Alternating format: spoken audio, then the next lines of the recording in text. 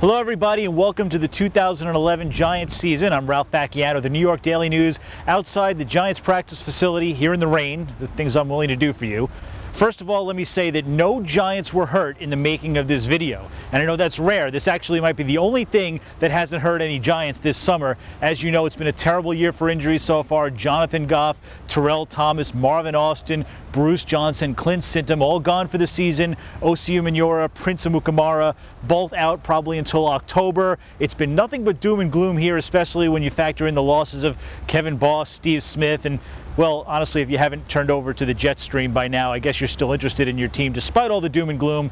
So I should give you 3 reasons why there's still some hope here at the Meadowlands. Number 1 is, believe it or not, things are not as bad as they seem.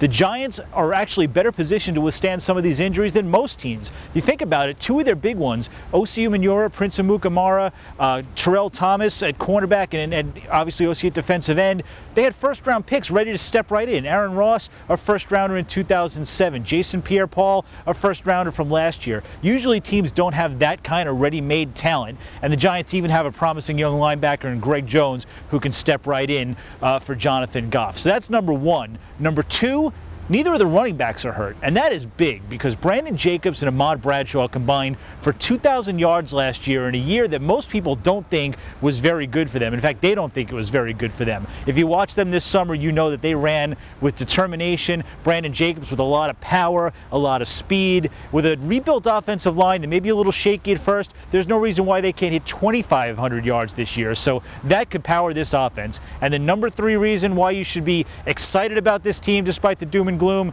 Eli Manning. Now, let's get started with this. He's no Tom Brady no matter what he thinks. He is, however, a legitimate top 10 quarterback, and he's got some big-time weapons in Hakeem Nicks and Mario Manningham. Yes, he threw 25 interceptions last year, but there rarely is a correlation from one year to the other with interceptions. Chances are that number will go down. He's a quarterback who can throw for 4,000 yards, and he's a quarterback who can complete 60-something% of his passes.